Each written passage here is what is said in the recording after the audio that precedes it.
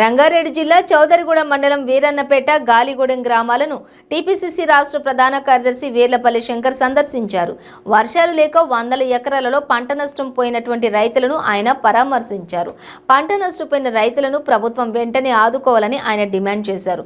రైతులు పంటలు వర్షాలు లేక మొక్కలు వాడిపోయి దెబ్బతినడమే కాకుండా తీవ్రంగా నష్టపోయారని కూడా తెలిపారు. అకాల వర్షాలతో కూడా నష్టపోయిన రైతులను వారి వివరాలను సమగ్ర సర్వే జరిపించి వెంటనే నష్టపరిహారం ఇవ్వాలని డిమాండ్ చేశారు.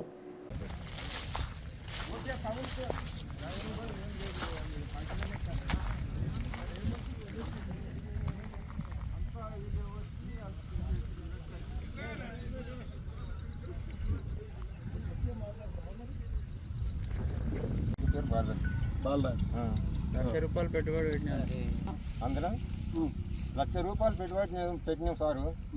ఏం లేదు, ఏం ఆదాయం లేదు. 5 ఎకరాలు తీరే పోయింది. ప్రభుత్వాలు కూడా పట్టించుకోవట్లేరు.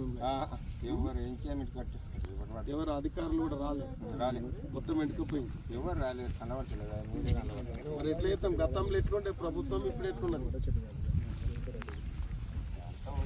చేసిన కాడికి అదేం జాది లేదు. మా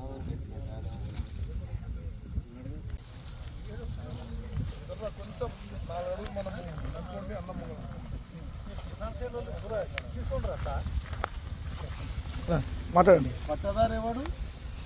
ముస్లిం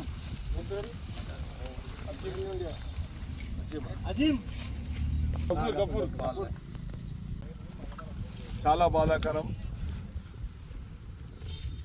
ఇవాళ ఒక కౌలు రైతు బాలయ్య వాళ్ళ తండ్రి కృష్ణయ్య ఒక 5 ఎకరాల మొక్కజొన్న అన్ని విధాల పెట్టుబడి పెట్టి సాగు చేసి పంట పెట్టుకుంటే